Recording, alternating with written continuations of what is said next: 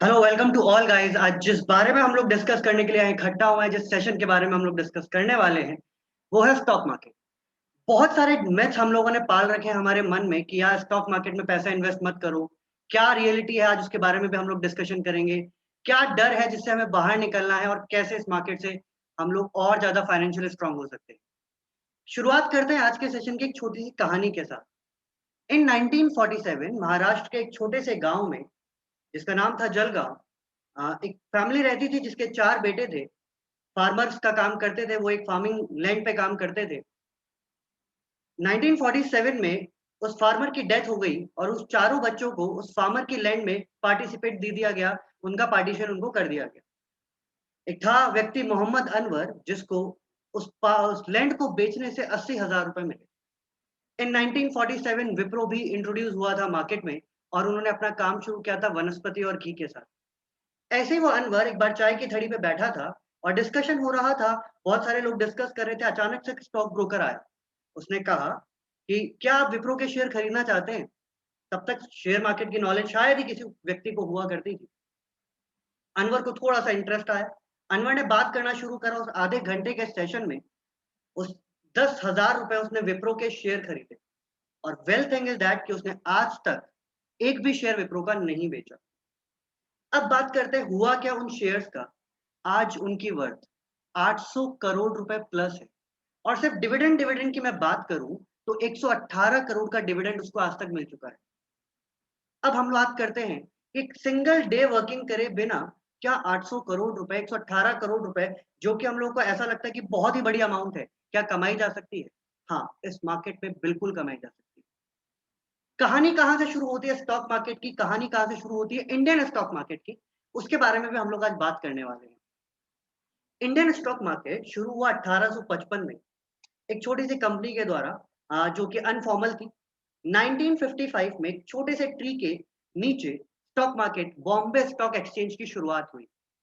पर आपको क्या पता है, आज ये स्टॉक मार्केट वर्ल्ड में सबसे बड़ा है। एशिया का सबसे पुराना स्टॉक मार्केट, वर्ल्ड में लार्जेस्ट है इन केस ऑफ कंपनीज के बारे में। इंडिया के बीएससी में, मतलब बॉम्बे स्टॉक एक्सचेंज में, 5600 प्लस कंपनीज रजिस्टर्ड है। एनएससी में 1600 प्लस कंपनीज रजिस्टर्ड है। हम इतने बड़े हैं कि हर सेकंड 17 करोड़ रुपए का ट्रांजैक्शन होता है। हर सेकंड 17 करोड़ रुपए का ट्रांजैक्शन होता है। हम क्यों पीछे हैं? हम किसका वेट कर रहे हैं? आज यही डाउट्स आपके इस सेशन में कंप्लीटली खत्म होने वाले हैं कि हमें कैसे स्टार्ट करना है स्टॉक मार्केट में। हमें नहीं पता कुछ भी। हमें स्टॉक मार्केट के बारे में नॉलेज है, हमें लगता है कि बड़ी मछली छोटी मछली को खा जाती है। क्या क्या मैथ्स है, उन सबको आज हम लोग दूर करने वाले हैं गाइस। तीसरी बात हम लोग जो आज करने वाले हैं कि इंडिया का स्टॉक मार्केट बहुत ग्रोइंग है।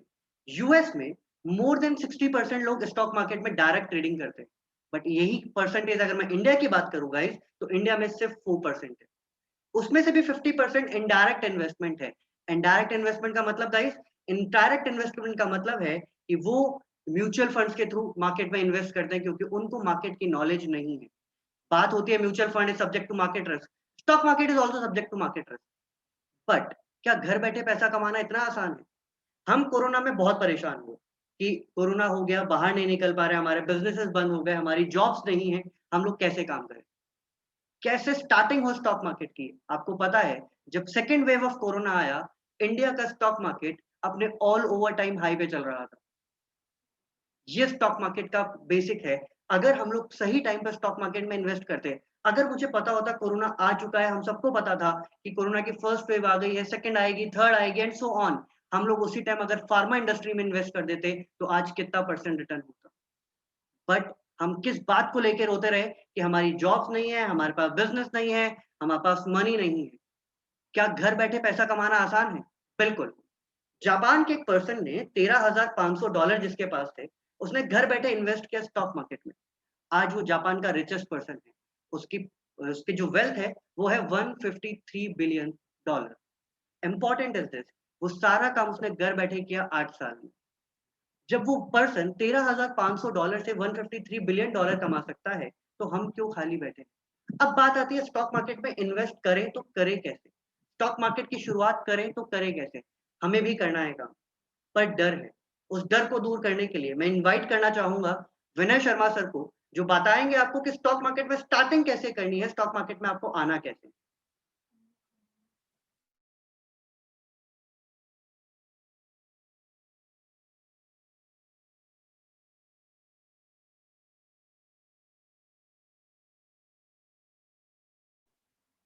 वेरी गुड मॉर्निंग विनय सर। सर आप म्यूट हैं, आपकी वॉइस भी बहुत स्लो है।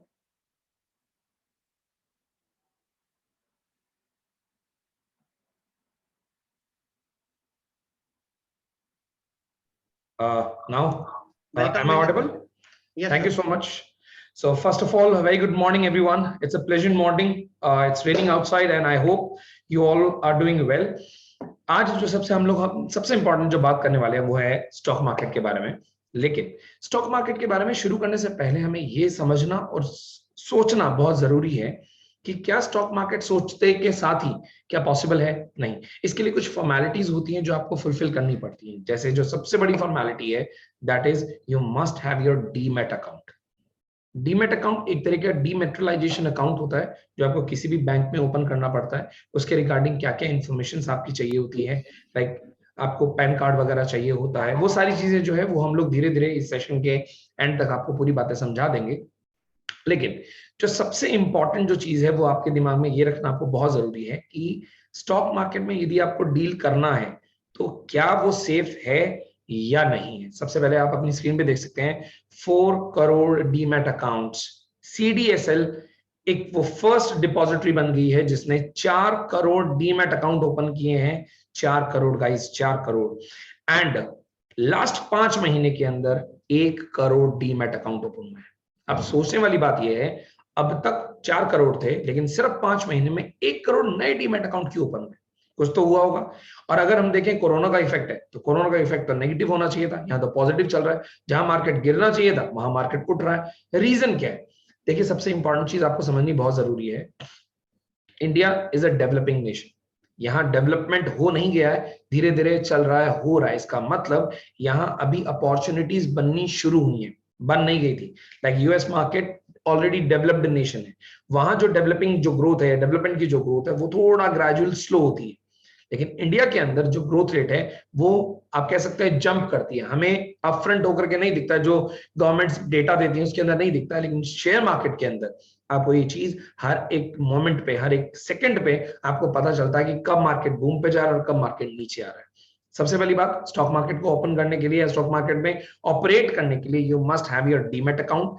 नंबर 2 जो सबसे इंपॉर्टेंट बात है, ऐसा क्या हुआ कि अब तक CDSL के अंडर या अंतर्गत 4 करोड़ डीमैट अकाउंट थे और लास्ट 5 महीने में 1 करोड़ नए डीमैट अकाउंट ओपन। उसके सबसे पीछे का जो सबसे बड़ा रीजन था वो था फाइनेंशियल अवेयरनेस। लास्ट 1 से 2 साल के अंदर अंदर लोगों का जो पर्सनल फाइनेंस और stock market and mutual funds को लेकर के जो बुद्धि जो काम करना स्टार्ट हुई है, हम लोगों के जैसे सेशंस ऑर्गेनाइज करते हैं वैसे ही बहुत सारे लोग सेशन ऑर्गेनाइज कर रहे हैं just to feel them and just to make them understand about the financial stability as well as the freedom. आने वाले टाइम में ये जो मैं 1 करोड़ का जो गणित है वो बता रहा हूं आपको मैं, आने वाले कुछ महीनों में इतने सारे IPOs आने वाले हैं जिसकी वजह से ये लगातार डीमैट अकाउंट ओपन हो रहे हैं। नाउ यू कैन सी कितने सारे IPOs आने वाले टाइम में आने वाले। अब सबसे इंपॉर्टेंट बात, IPOs होते क्या, पहले उसकी बात कर लेते हैं। IPO उसी तरीके से है जैसे से फॉर एग्जांपल मैं आपसे कह रहा हूं कि अगर आपको स्टॉक मार्केट में ऑपरेट करना शुरू करना है तो आपके पास में डीमैट अकाउंट होना चाहिए। उसी तरीके से किसी भी कंपनी को शेयर मार्केट में डीलिंग अपनी स्टार्ट करनी है तो सबसे पहले उसे शेयर मार्केट में एंट्री करने के लिए IPO लाना पड़ता है, जिसका फुल फॉर्म होता है इनिशियल पब्लिक ऑफरिंग। इसका मतलब वो कंपनी अपने जो शेयर्स हैं, अपनी जो हिस्सेदारी है, वो हर एक शेयर होल्डर को कितने कितने रुपए में बेचना चाहती है या बेचने वाली है। याद रखिएगा, अगर आप चाहते हैं कि आपको सबसे सेफेस्ट स्टॉक मार्केट में डीलिंग करना है, सबसे सेफेस्ट, मुझे कोई मतलब नहीं है कि कौन करोड़पति बन रहा है, कौन अरबपति बन रहा है, बस मुझे पहली बार स्टॉक मार्केट में डील करना है, पहली बार मुझे स्टॉक मार्केट में जंप करना है, then remember one thing guys, IPO is the most safest part of the stock market. आपने यदि IPOs में इन्वेस्ट करना शुरू किया तो इसका सबसे बड़ा या सबसे बढ़िया जो फायदा होता है वो ये होता है, आपको सबसे पहले कंपनी के शेयर्स मिलते हैं और ये बट ऑब्वियस सी बात है, कंपनी सिर्फ अपने शेयर्स को एक बार बेचने के लिए मार्केट में नहीं आ रही है, वो चाह रही है कि लॉन्ग टर्म उसके शेयर्स के साथ में पब्लिक डील करे। तो इस वजह से जितने भी शेयर्स मार्केट में पहली बार जंप करते हैं वो बच्चे होते हैं, उन्हें अब ग्रो होना है। तो अल्टीमेटली यदि आपने बच्चों को ही अडॉप्ट कर लिया तो जब वो ग्रो होंगे तो वो आपको ज्यादा बेनिफिट्स देंगे। रिमेंबर वन थिंग, पहले के टाइम में कहा जाता था कि लड़का होता तो अच्छा रहता, लड़कियां हैं तो बोझ हैं, लेकिन आज के टाइम में ना लड़के में फर्क है ना लड़की में। इसलिए नहीं कि हमारी सोच बदल गई है, गलत, इसलिए क्योंकि आज लड़का भी कमा रहा है और लड़की भी कमा रही है। ये ध्यान रखिएगा, हमारी ये सोसाइटी का बहुत ही गलत एक आचरण है, मैं कह सकता हूं बहुत गलत बिहेवियर है, but that's true and that's it's a harsh true. आज लड़कियों को इसीलिए एक्सेप्ट किया जा रहा है because they are also earning. It's not like हम लोगों की मेंटालिटी चेंज होगी, we are still there only कि अरे यार लड़का हो जाता तो बढ़िया रहता, हमारा वंश बढ़ता, जैसे पता नहीं चंद्रगुप्त मौर्य के वंश के। लेकिन अल्टीमेटली पॉइंट क्या कहने का कि हम लोग इसी तरीके से यदि अपना पैसा आईपीओस में डालेंगे जो जुलाई में आने वाले, अभी आपने सबने सुना होगा हॉट टॉपिक बना हुआ है मार्केट का, and that is Zomato. Zomato ने अपने जो फर्स्ट शेयर जो पहली बार ऑफरिंग किया है वो किया 72 to 76 रुपीज। आप सोच के देखिए 44 गुना ज्यादा जोमेटो का जो शेयर है वो ओपन हुआ है, यानी जिसने 72 रुपए लगाए थे उसको 44 गुना फायदा हो चुका होगा जब वो उसी टाइम जब वो अपना शेयर मार्केट में बेच देगा। तो कहने का मतलब सिर्फ इतना सा है वो ये, अब ग्लेनमार्क का भी आने वाला है, इसकी तरह क्लीन साइंटिस्ट साइंटिफिक है, even Rolex, grill, Shriram, Krishna, इतने सारी कंपनीज हैं जिनके अभी आने वाले जुलाई के अंदर जिनके अभी आईपीओ आने वाले हैं। इनमें से जिन कंपनीज के आपने नाम सुन रखे हैं आप उनमें इन्वेस्ट करें, जिनका आप ये कह सकते हैं कि यार मुझे नाम और जिसकी रेपुटेशन है वो मुझे थोड़ी स्ट्रांग लग रही है, उसमें मुझे इन्वेस्ट करना चाहिए। आई think you will get benefit out of it and definitely it will be a good chance for you all जो अभी स्टॉक मार्केट में डीलिंग करना शुरू कर रहे हैं। Now the most important thing is, अब जो शेयर मार्केट है इसको लेकर के बहुत सारी टर्मिनोलॉजी आपने सुनी, बहुत सारी, मतलब इतनी जितनी जिसकी लिमिट भी नहीं है, और आपका दिमाग उसी में चकरा जाता होगा। और अगर किसी ने हर्षद मेहता की वो सीरीज देखी है तो डेफिनेटली आपने देखा होगा कि कुछ बुल मार्केट होता है, कुछ बियर मार्केट होता है, ये एक्चुअल में है क्या, ये बताएंगे आपको once again Roshan sir. So Roshan sir, let's get back to you. Thanks a lot sir. हम लोगों ने ना चाहे मार्केट में इन्वेस्ट किया हो या फिर नहीं किया हो, पर कुछ टर्म सबने सुने हैं, सेंसेक्स, निफ्टी, बीएससी, एनएससी। और जब अभी विनय सर ने बात करी डीमेट अकाउंट ओपन की, तो हम लोग कुछ बातें डीमेट अकाउंट ओपन के बाद भी सुनने वाले हैं। तो मैं कुछ टर्म्स आपको एकदम क्लियर करना चाहूंगा। What is Sensex? बीएससी की top 30 company. Sensex is only index. Index कैसे है?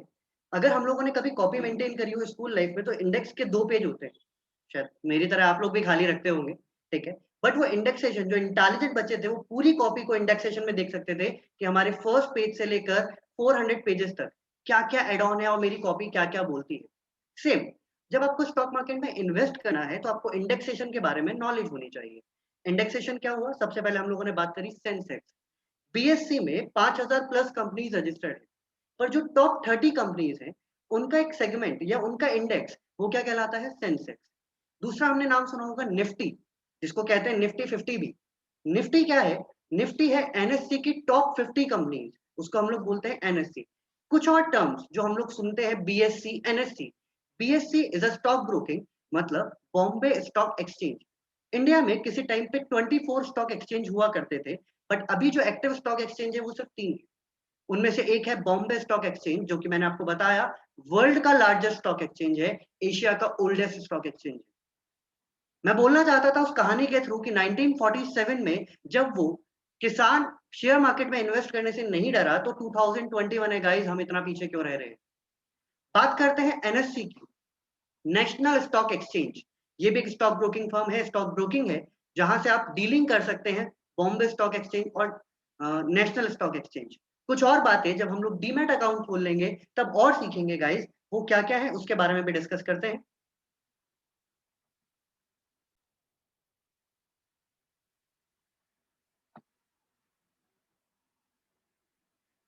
Things you should know if you are new to stock market. अगर आप नए हैं स्टॉक मार्केट में, बहुत सारे लोग हमसे जुड़े हुए होंगे जो ऑलरेडी ट्रेडिंग कर रहे हैं, और बहुत सारे लोग जो स्टूडेंट्स हैं जिनको पता नहीं है कि ट्रेडिंग क्या है, कैसे हम लोग डीमैट अकाउंट खुलवा लिया। पर जैसे हम लोग देखते हैं एक वर्ड लिखा होता है LMT, this is limit order market. हम लोग हमारा ऑर्डर किस मतलब मान के चलते हैं, फॉर एग्जांपल विप्रो की शेयर प्राइसेस चल रहे हैं 150 रुपए, बट मुझे लगता है कि ये शेयर नीचे आएगा 146 अराउंड, मुझे वहां से बाइंग करनी चाहिए, तो मैं लिमिट ऑर्डर लगा सकता हूं कि जैसे ही वो शेयर 146 आया, मेरा ऑर्डर ट्रिगर हो गया, वो ऑटोमेटिकली हमारा सॉफ्टवेयर उस शेयर को बाय कर लेगा। मार्केट, मार्केट क्या है? This is used a placing for a market order. जो भी शेयर प्राइस मार्केट में चल रहा है, मान के चलते हैं 150, मैंने अभी विप्रो का एग्जांपल दिया, जैसे ही आपने मार्केट ऑर्डर लगाया, जिस प्राइस पे वो ट्रिगर है, जिस प्राइस पे वो मार्केट में डील हो रहा है, उसी प्राइस पे आप उसको बाय कर पाएंगे। एसएल, बहुत सारी बातें हम लोगों ने सुनी कि अगर मार्केट में काम करो तो एसएल के साथ काम करो। What is meaning of SL? तो SL meaning is stop loss. SL meaning is stop loss. Stop loss क्या है? मुझे पता है कि मुझे ट्रांजेक्शन में कितना लॉस बियर करने की मेरी कैपेसिटी है। बहुत बड़े-बड़े स्टॉक बायर्स हैं मार्केट में, जैसे हमने नाम सुना होगा राकेश झुनझुनवाला, जिनको कहते हैं Warren Buffett of India. Same उनकी रिस्क टेकिंग कैपेसिटी अलग है, हमारी रिस्क टेकिंग कैपेसिटी अलग है। तो मैं कितना लॉस बियर कर सकता हूँ, इससे नीचे मुझे लॉस नहीं देखना, that's mean the stop loss. 150 पे मैंने शेयर बाय किया है, 146 पे मैंने शेयर बाय किया, मैंने सोचा अगर 4 रुपए का ट्रांजेक्शन है, जैसे ही 142 आ जाए, मेरा लॉस बुक कर दीजिएगा, मैं इस मार्केट से एग्जिट करना पसंद करूँ। स्टॉप लॉस मार्जिन या stop loss eight market price, जो भी स्टॉप लॉस चल रहा है, जो भी मार्केट प्राइस चल रही है, आपका सौदा उसी पे स्क्वायर ऑफ हो जाएगा। बाकी जो दोनों चीज है, एमआईएस और सीएनसी, हम लोग हमारे नेक्स्ट सेशन में उसको कवर करेंगे, जिससे आप लोगों को बहुत अच्छे से समझ में आए। हमने 5 से 6 चीजें समझी। सेंसेक्स क्या है, निफ्टी क्या है, बीएससी क्या है, एनएससी क्या है, लिमिट क्या है, मार्केट क्या है, स्टॉप लॉस क्या है, स्टॉप लॉस का मार्जिन क्या है गाइस। ये सारी बातें हम लोगों को पता होनी चाहिए जब हम लोग मार्केट में नए नए इन्वेस्ट करते हैं। अब प्रॉब्लम क्या है? प्रॉब्लम है कि हम लोग वेट करते हैं किस चीज का? बड़े बायर्स को देख के, कि अगर राकेश झुनझुनवाला जी ने इतने शेयर्स खरीदे तो मुझे भी उसी तरफ भागना है। नहीं, इंपॉर्टेंट है आपके एनालिसिस स्ट्रांग होने चाहिए। कुछ मिथ्स है हम लोगों की, उनको हम लोगों को दूर करना बहुत इंपॉर्टेंट है। मैं इनवाइट करूंगा वापस से एक बार विनय शर्मा सर को फॉर द चैट शो, जिससे कि हम आपको बता पाए कि क्या डर है और हमें कैसे उनको दूर करना है।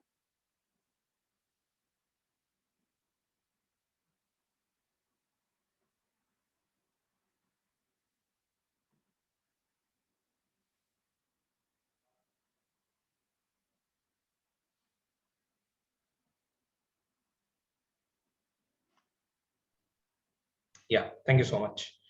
रोशन सर, सबसे इंपॉर्टेंट बात है जहां तक मुझे लगता है कि अभी हमारे इस सेशन के अंदर जो लोग भी इन्वॉल्व हैं या जो लोग भी अभी अटेंडी हैं, I think they all are somewhere around 16 to 24 around, may be, जहां तक मुझे लगता है, राइट? तो being a youngster, I think there are so many myths around there कि स्टॉक मार्केट क्या है एक्चुअली। और उसमें सबसे बड़ा जो मिथ है, जो मुझे अमूमन तौर पे जितने भी सेशन में लाइक करता हूं, उसके अंदर सबसे बड़ा एक मिथ सुनने को मिलता है कि stock market is nothing but a gambling. और ये बहुत बहुत बहुत, मैं कह सकता हूं कि इसमें सिर्फ और सिर्फ मार्केट के प्लेयर्स इन्वॉल्व नहीं है, इवन इसमें पेरेंट्स का भी बहुत बड़ा भागीदारी या बहुत बड़ा पार्टिसिपेशन है इस चीज को बार बार बोलने में कि स्टॉक मार्केट की तरफ नहीं जाना, ये तो सट्टा है, जुआ है। इस पे आपका क्या इंटेक है? क्योंकि मैं तो मेरा इंटेक बाद में बताऊंगा। बिल्कुल विनय सर, जैसा कि मुझे मेरे पापा ने कहा था स्टॉक मार्केट में इन्वेस्ट मत करो, स्टॉक मार्केट तो सट्टा है। बिल्कुल राइट, सट्टा है सर, पर सिर्फ उन लोगों के लिए जिनको नॉलेज नहीं है। अगर आपको किसी भी चीज की नॉलेज नहीं है और आप उसमें इन्वेस्ट करे जा रहे हैं, करे जा रहे हैं, करे जा रहे हैं, तो बिल्कुल आप लॉस बियर करने के लिए रेडी रहिए। फॉर एग्जाम्पल, मैं जानना चाहूंगा कि अगर मुझे क्रिकेट खेलना नहीं आता और मैं बैट लेके चला गया क्रिकेट खेलने, तो शायद मैं पहली बॉल पे आउट होके आ जाऊंगा, क्योंकि राइट, मुझे नहीं आता। आधे से ज्यादा लोग जो ये बोलते हैं स्टॉक मार्केट इज गैम्बलिंग, क्योंकि वो क्या करते हैं, टिप पे काम करते हैं। गाइस, टिप ना रेस्टोरेंट्स में मिलती है। अगर हम टिप पे काम कर रहे हैं तो शायद हमें लॉस ही होने वाला है, क्योंकि हमने हमारा एनालिसिस नहीं करा, हमने हमारा दिमाग नहीं लगाया। हमने क्या करा, एक टिप मिली कि भैया ये शेयर्स बाय कर लो। फॉर एग्जाम्पल, मैं एक एग्जाम्पल देना चाहता हूँ। हम लोग 5 जने मीटिंग कर रहे थे। एक ने बोला stock market is two rupee, buy to stock market. किसी ने बाहर सुना बाय टू स्टॉक मार्केट, और मार्केट में मिथ फैल गई कि भैया रोशन सर ने कहा बाय टू स्टॉक मार्केट, जबकि मैंने कहा था buy to stock market. Same, right. अगर मैंने कहा be selling to stock market, तो लोगों ने सुना सेल सेल सेल। तो जो सुनी सुनाई बातों पे करते हैं भरोसा, मान के चलिए वो लॉस को खुद इनवाइट करते हैं कि हमें ये लॉस होना ही होना है। Right, right, right. और मुझे कहीं ना कहीं ये भी लगता है कि गैम्बलिंग सिर्फ हम लोग उसे बोलते हैं जो हम लोग कुदरत के भरोसे छोड़ देते हैं। ज्यादा मुझे ये लगता है कि लोगों ने अभी तक ये समझा है कि स्टॉक मार्केट में एक ये तरीका है कि आपने जो प्राइस बुक किया आपने उस प्राइस पे डाल दिया, अब होगा तो मेरा लक है, एल्स ठीक है हम लोगों ने पैसा गवा दिया। जबकि stock market is not like कि आपने अपने फॉर्चून पे उसे छोड़ रखा है। Stock market is all about the understanding of two things, one is the fundamental and the second one is technical analysis.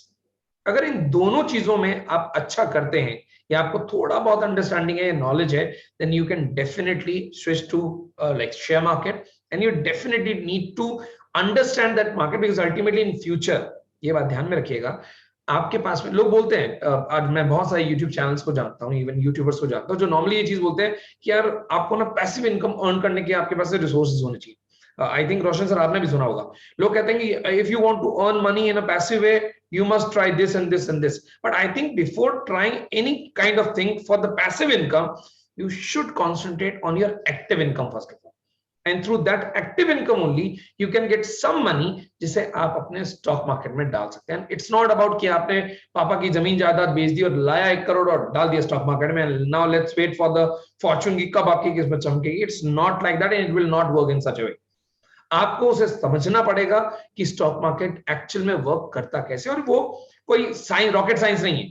हम लोग भी सब शेयर मार्केट को समझ के ही डील कर रहे हैं, रॉकेट साइंस नहीं है, लेकिन उसे समझना आपको ही पड़ेगा। नंबर 2, रोशन सर, नंबर 2 जो मिथ है, जो अमूमन तौर पे स्टूडेंट्स हो या इवन अडल्ट्स भी होते हैं, जो ये पूछते हैं कि यार मार्केट में यदि पैसा लगाया डूब गया तो। अब ये ना बहुत ही लाइक मैं बोल सकता हूँ इनसेंसिबल मैनर में बच्चे पूछते हैं कि सर हम, अच्छा आप बोल रहे हैं कि हमें स्टॉक मार्केट में पैसा लगाना चाहिए, लेकिन मैंने पैसा लगाया और मार्केट क्रैश कर गया और मेरा पैसा डूब गया, तो इस पे आपका क्या इंटेक है? बिल्कुल विनय सर, एक्चुअली 2 बातें हैं गाइस। पहली बात तो हम लोग ये समझे कि हमारे लिए सेविंग्स का मतलब क्या है। हमने ना सेविंग्स का मतलब निकाला है income minus expenditure equals to saving.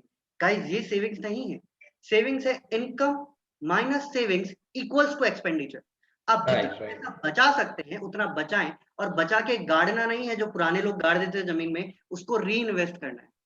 मुझे अगर गांधी जी के टाइम पे 1 रुपया दिया जाता और मैं कहता कि मुझे महंगाई बहुत बढ़ रही है, महंगाई बहुत बढ़ रही है, और मैं रोता रहता इन्फ्लेशन रेट्स को लेके, वो बहुत गलत चीज है कि मैं रो रहा हूँ, महंगाई उतनी तेजी से बढ़ भी रही है, बट सिर्फ मैं रो रहा हूँ, कर कुछ नहीं रहा।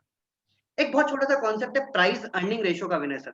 प्राइस अर्निंग रेशियो क्या है कि मैं कितना पैसा लगा के कितना पैसा कमा सकता हूँ। जितने भी बड़े इन्वेस्टर हैं जिनके मैं नाम लेना चाहूंगा, Rakesh Jhunjhunwala, Dolly Khanna and so on, बहुत सारे, धामानी, ये लोग प्राइस अर्निंग रेशियो पे काम करते हैं। मतलब प्राइस अर्निंग रेशियो अगर इन शॉर्ट फॉर्म समझाऊं कि मैं कितना पैसा लगाऊंगा तो मुझे कितना पैसा मिलेगा, प्राइस अर्निंग रेशियो। अब ये क्या है, कैसे पता करें? आप पर्टिकुलर शेयर का प्राइस अर्निंग रेशियो मत पकड़िए, आप पकड़िए मार्केट का प्राइस अर्निंग रेशियो। निफ्टी का प्राइस अर्निंग रेशियो, अगर मैं बात करूं निफ्टी की, तो निफ्टी का प्राइस अर्निंग रेशियो लोएस्ट रहता है 10 और हाईएस्ट रहता है 30। तो अगर मुझे पता है कि लोएस्ट प्राइस अर्निंग रेशियो है 10 है, जो 2008 में था, 1995 में था, वहां से अगर मैंने 10 पे, इसका मतलब है मुझे इन्वेस्ट करना है, this is a time for investing. और जब प्राइस अर्निंग रेशियो चल रहा है 30, इट मींस वो टाइम है डिसइन्वेस्टमेंट का, मुझे मेरा पैसा विड्रॉल करना है और ऐसी जगह लगाना है जहां एफडी है। सर अगर हम लोग प्राइस अर्निंग रेशियो पे कमाना शुरू कर दें तो फिर दिक्कत क्या है? अगर हमें पता है प्राइस अर्निंग रेशियो 29 चल रहा है गाइस, तो हमें इसका मतलब है कि हमें निकालना है वहां से पैसा, हमें वहां पे इन्वेस्ट नहीं करना, बट फिर भी लोग लॉस तो करते हैं। उसके पीछे यही रीजन है। एक चीज, क्या पता मोदी गवर्नमेंट है, क्या पता चेंजेस आ जाएंगे या अच्छे दिन आ ही जाएंगे। कर जाएंगे।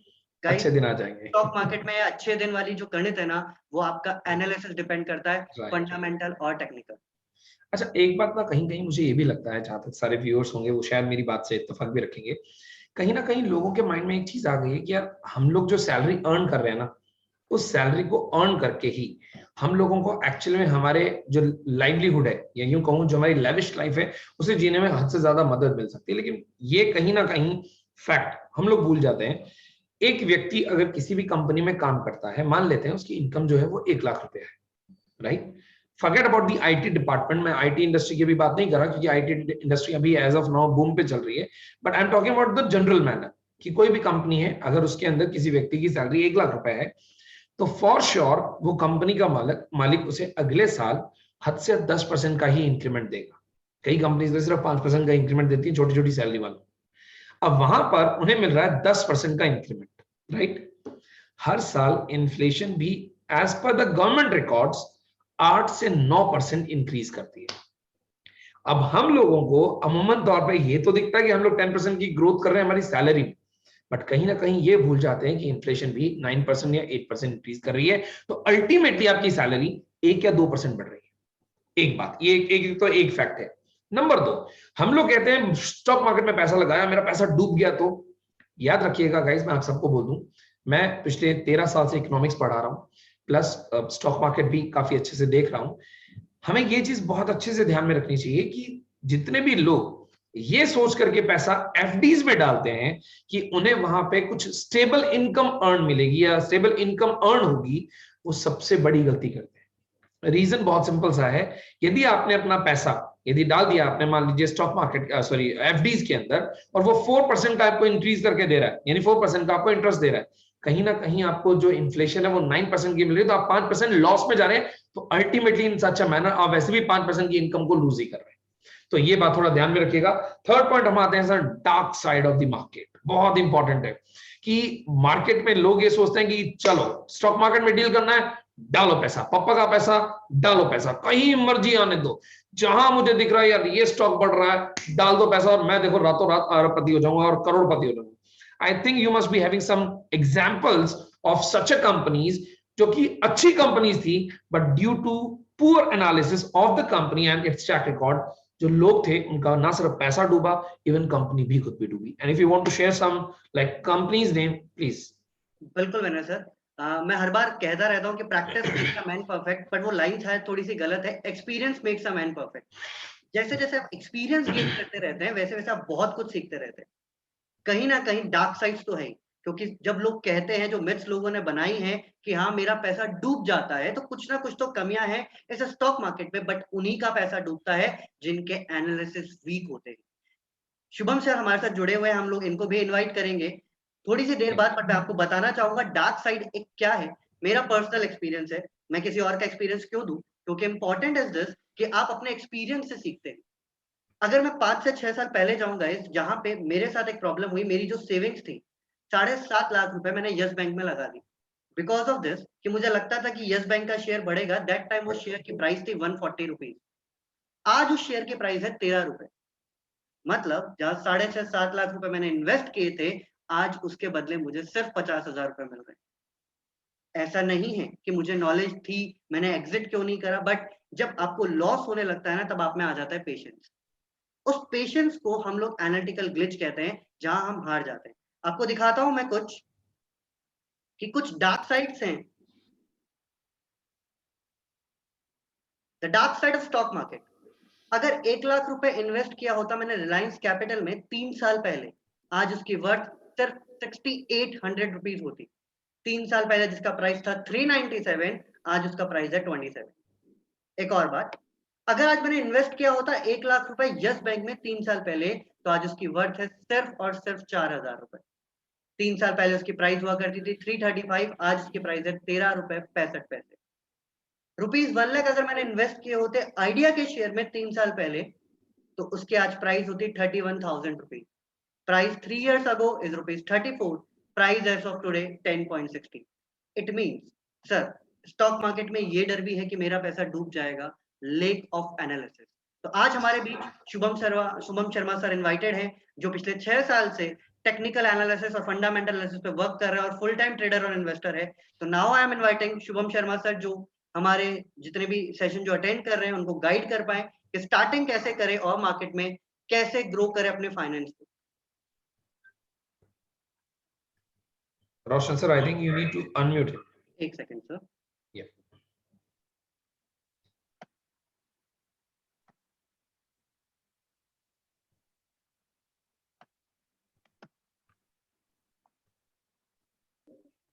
Welcome sir.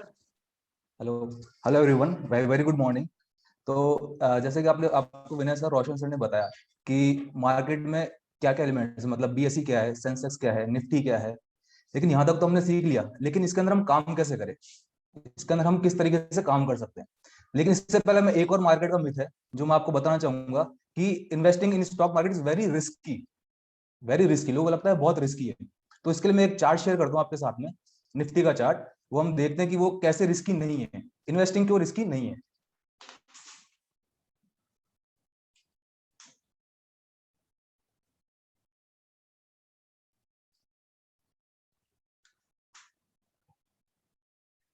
क्या सब देख सकते हैं चार्ट को?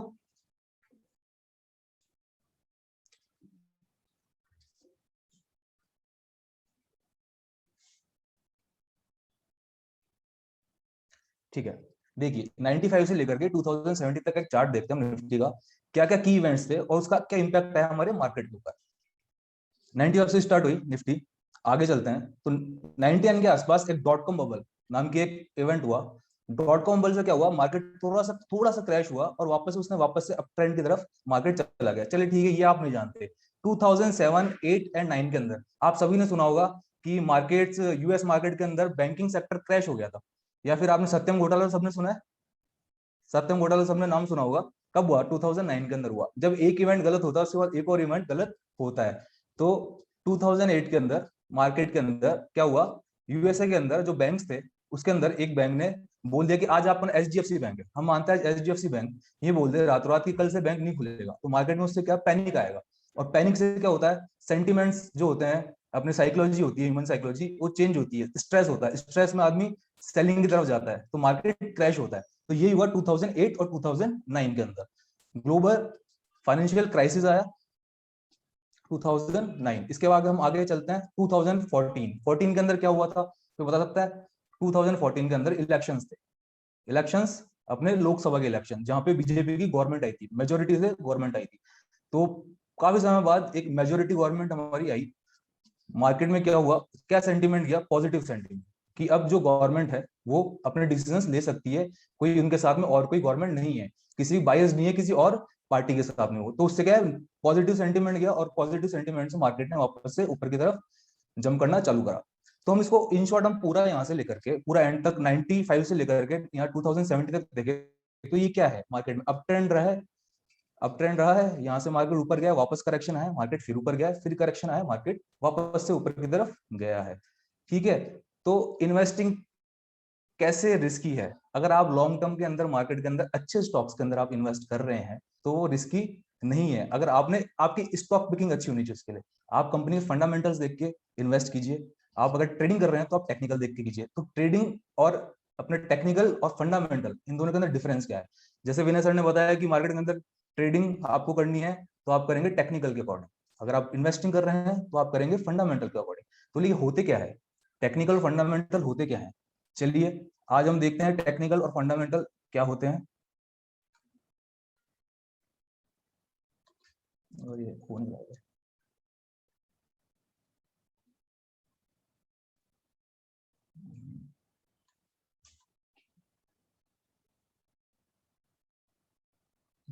स्क्रॉलिंग हो रहा। ठीक है, टेक्निकल और फंडामेंटल क्या है? सो सब देख पा रहे हैं? तो हम पहले बात करते हैं टेक्निकल। इससे पहले मैं एक डेटा जो सर ने आपके साथ अभी शेयर किया कि पिछले 5 महीने के अंदर 1 करोड़ अपने न्यू डीमेट अकाउंट्स खुल चुके हैं। तो जो डीमेट अकाउंट खोले तो उसका क्या रीजन रहा? इतने अकाउंट्स खुल रहे मतलब लोग मार्केट की तरफ अट्रैक्ट है, इन्वॉल्वमेंट लोगों का बढ़ता जा रहा है। सॉरी टू इंटरप्ट, आपकी स्क्रीन नहीं दिख रही है, सिर्फ डेस्कटॉप दिख रहा है। शेयर क्यों नहीं हो रही? ओके, सो हम देखते हैं कि टेक्निकल और फंडामेंटल होते क्या है। सर ने जैसा अभी शेयर किया आपके साथ में कि लास्ट 5 मंथ्स के अंदर 1 करोड़ अपने डीमेट अकाउंट्स खुल चुके हैं। तो ऐसा क्यों हुआ, इसका क्या कारण था? क्योंकि लोगों का इन्वॉल्वमेंट धीरे धीरे बढ़ा है, मार्केट की तरफ लोग बाग अट्रैक्ट होना चालू हुए हैं। ठीक है, और वही रेशियो सर ने आपको बताया है कि वहां पे अगर आप यूएसए देखेंगे तो 50 to 60% लोग बाहर डायरेक्टली इन्वॉल्व है और हमारे यहाँ पे सिर्फ 4 to 5%। तो आप वो लोग क्यों नहीं हो सकते? जब हम कह सके कि मार्केट में 15% लोग इन्वॉल्व है तो आप भी उसके अंदर इन्वॉल्व हो सकते हैं। कैसे? उसके लिए आपको स्टडी की जरूरत है, आपको उसके लिए नॉलेज की जरूरत है। तो टेक्निकल और फंडामेंटल से पहले मैं आपको एक स्टोरी सुनाना चाहूंगा। रिलायंस सब जानते हैं? रिलायंस सब जानते हैं? सबने सुना है रिलायंस का नाम? ठीक है, रिलायंस का क्या क्या काम है, आप क्या क्या जानते हैं? रिलायंस की ऑयल रिफाइनरीज है, रिलायंस का अपना जियो है, काफी कुछ बिजनेस है।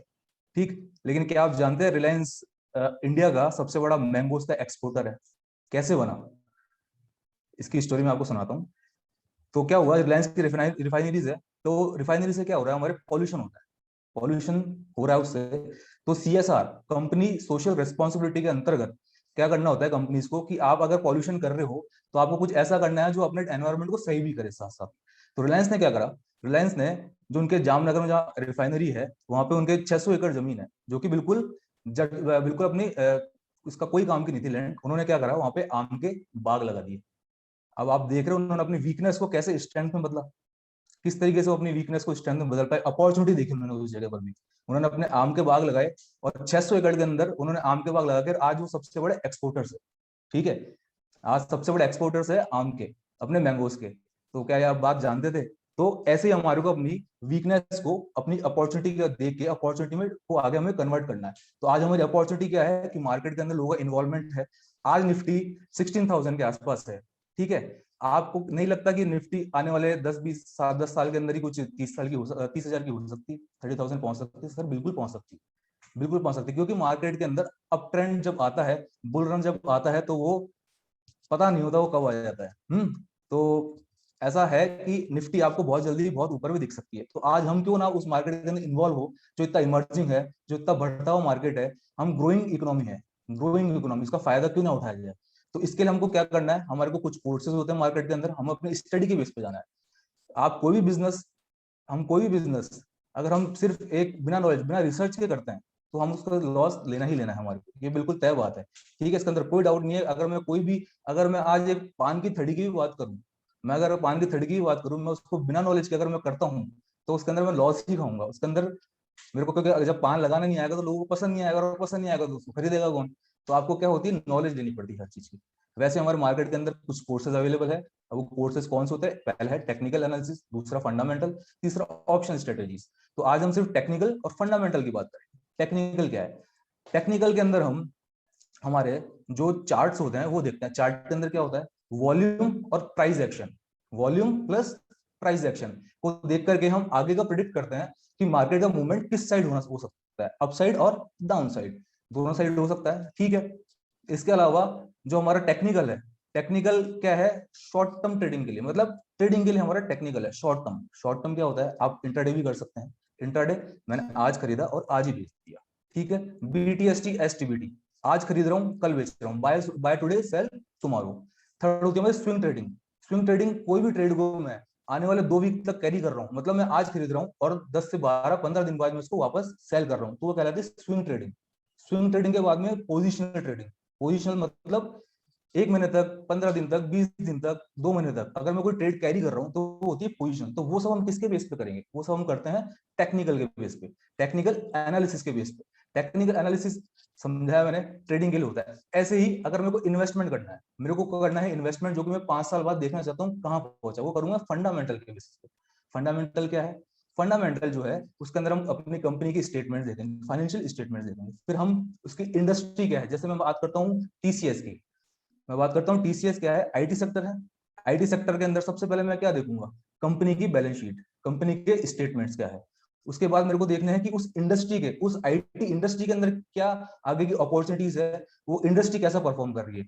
उसके बाद हम क्या चेक करेंगे? उसके बाद हमको देखना है कि मेरे इकोनॉमिक, मतलब मेरी कंट्री जो है, मतलब हमारे इंडिया के अंदर उसको आईटी को लेकर के गवर्नमेंट की क्या पॉलिसीज है, क्या आपको लगता है कि आईटी आगे बढ़ेगा या नहीं बढ़ेगा। उसके बाद हम उसको इंटरनेशनल लेवल पे, उसका फिर हम देखेंगे मैनेजमेंट, कंपनी का मैनेजमेंट कैसा है। तो फंडामेंटल क्या है? एक डीप स्टडी है, एक डीप स्टडी और कंपनी स्पेसिफिक के लिए है। फंडामेंटल्स कंपनी स्पेसिफिक के लिए, जबकि इसके विपरीत अगर हम देखें टेक्निकल, टेक्निकल यूनिवर्सल है। टेक्निकल एनालिसिस से आप टेक्निकल को के बेस पे आप किसी इक्विटी के अंदर भी ट्रेड कर सकते हैं, आप कमोडिटी के अंदर भी कर सकते हैं, आप अपने करेंसी के अंदर भी कर सकते हैं। इवन अभी तो क्रिप्टो चल रहा है, क्रिप्टो की तरफ सब लोग अट्रैक्टेड है, तो ये क्रिप्टो में भी की जा सकती है। कैसे? क्योंकि साइकोलॉजी है, जो हम टेक्निकल पढ़ रहे हैं वो साइकोलॉजी है, मार्केट की साइकोलॉजी। साइकोलॉजी अगर आप पढ़ेंगे, किसी ने पढ़ी होगी, तो 50-60 साल के अंदर चेंज होती है। ह्यूमन साइकोलॉजी 50 to 60 ईयर्स के बाद चेंज हो जाती है। वैसे हमारे जो टेक्निकल्स है 50-60 साल तक लगभग सेम रहते हैं। ठीक है, तो ये टेक्निकल, तो हम इन शॉर्ट कह सकते हैं कि टेक्निकल के अंदर 90% क्या होता है? टेक्निकल हमारा 90% साइकोलॉजी और 10% हमारे फैक्ट्स है। ठीक है, फैक्ट्स है, क्योंकि हम कंपनी के बारे में ज्यादा नहीं पढ़ते उसके अंदर। और उसके विपरीत हम कह सकते हैं कि हमारा जो फंडामेंटल है वो क्या है? 10% साइकोलॉजी है और बाकी का वो 90% हम कंपनी के बारे में उसके बारे में पढ़ते हैं। ठीक है, तो ये टेक्निकल फंडामेंटल के अंदर बेसिक डिफरेंस है। टेक्निकल हमारे को क्या सिखाता है?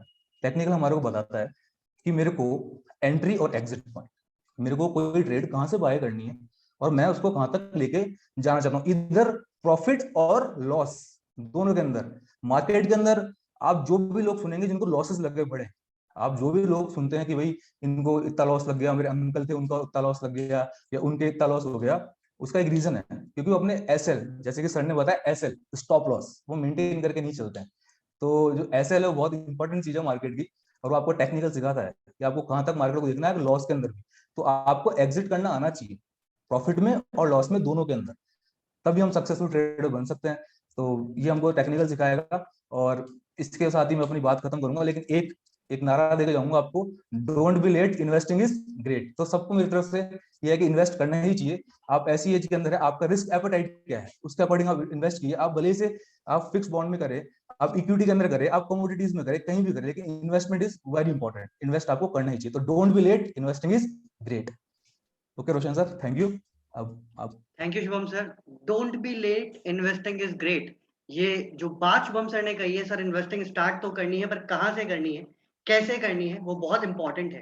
गाइस, विनय सर ने आपको बताया था कि आपका डीमेट अकाउंट होना चाहिए, बट सर हम तो जीरो नॉलेज है, हम तो स्टूडेंट बेस है, जस्ट हमने 18 ईयर्स या हमने ग्रेजुएशन कंप्लीट करी है, हम कैसे डीमेट अकाउंट की इन्फॉर्मेशन जाने। डोंट वरी गाइस, चैट में आपको एक व्हाट्सएप का इनवाइटिंग ग्रुप का लिंक मिला है, जाके आप व्हाट्सएप ज्वाइन करें। वहां पे हम आपको सब डिस्कशन करेंगे कि आपको डीमेट अकाउंट के लिए कहाँ जाना है, कैसे, क्या क्या डॉक्यूमेंट्स आपको चाहिए होंगे वो रेडी रखने हैं, एंड सो ऑन। अच्छा गाइस, एक बहुत इंपॉर्टेंट बात, चलिए सर मान के चलते हैं हम लोगों ने मार्केट में इन्वेस्ट करना स्टार्ट कर दिया और हम लोग आ गए मार्केट में। Just wait a minute. Okay, हम लोग मार्केट में आ गए, बट अगर मैं आपको ये बता दूं कि आज मार्केट में क्या होने वाला है, this is a great for us. अगर हमें ये पता हो कि आज मार्केट में ये होने वाला है, गोल्डन रूल्स है मार्केट के, अगर आपको सीखने हैं। हम क्या करते हैं, हम वेट करते हैं 9:15 बजने का, कि 9:15 बजे मार्केट ओपन होगा, देन आफ्टर हम लोग ट्रेड करेंगे, या देन आफ्टर हम लोग किसी शेयर के बारे में जानेंगे। नहीं गाइस, जो होना होता है ना, वो ग्लोबल मार्केट में ऑलरेडी हो चुका होता है। यूएस मार्केट रात को 2:30 बजे बंद होता है, एसजीएक्स निफ्टी हम लोगों की कंटिन्यू चलती है। तो जब भी आप मार्केट का डायरेक्शन चेक करना चाहते हैं कि आज हमारा मार्केट कैसे परफॉर्म करने वाला है, तो go and see first global market.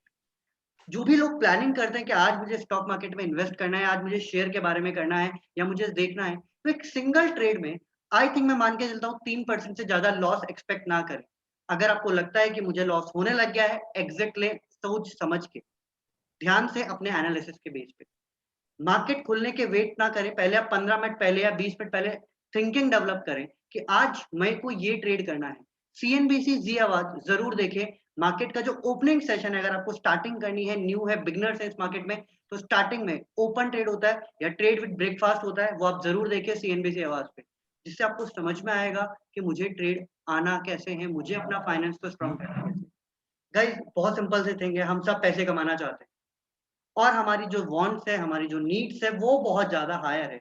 तो उसके लिए, और हमारी जो सैलरी है या हमारा जो छोटा सा बिजनेस है, उस नीड्स को फुलफिल नहीं कर पाएगा।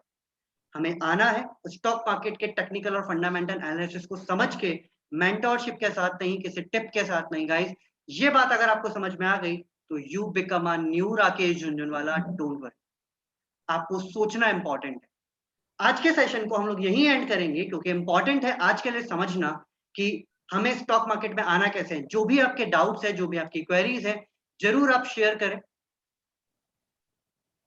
मैं विनय सर को लाइव लेना चाहूंगा, एक सेकंड, अगर विनय सर कुछ कहना चाहें तो। इंपॉर्टेंट है कि हम लोग समझें, करें, देन इन्वेस्ट करें। जी विनय सर।